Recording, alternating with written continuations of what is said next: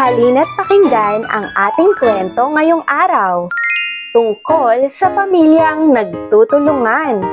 Isinulat at iginuhit nina Evelyn S. Lazaro, Jovelyn D. Odtohan, Gladys B. Herman, Elba C. Aliposo, digitized by Eugene S. Ignacio.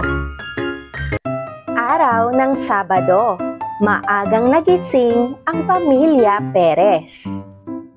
Abala ang buong mag-anak upang ipaghanda ang kaarawan ng kanilang bunso.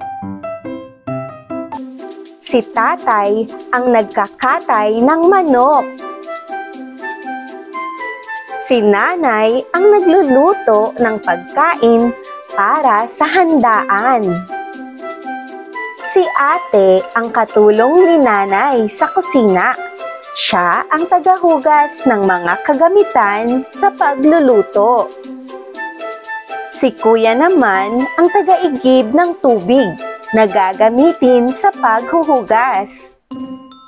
Habang si bunso ay masaya lang na naglalaro sa sala.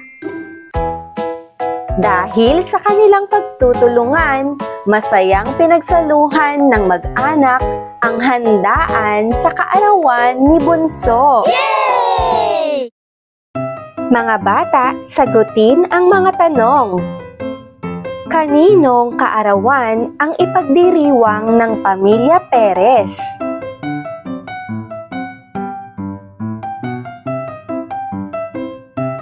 Sino ang naghanda ng manok na uulamin?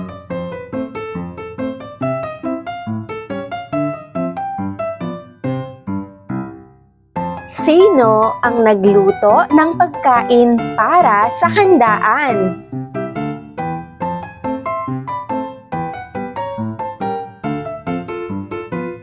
Sino ang katulong ni nanay sa kusina?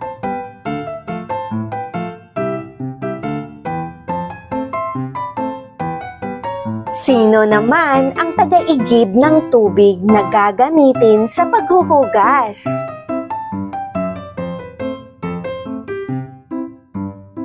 Sino ang masayang naglalaro sa sala?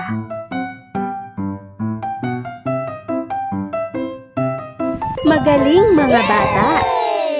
Huwag kalimutang maging mabait at magalang sa ating pamilya.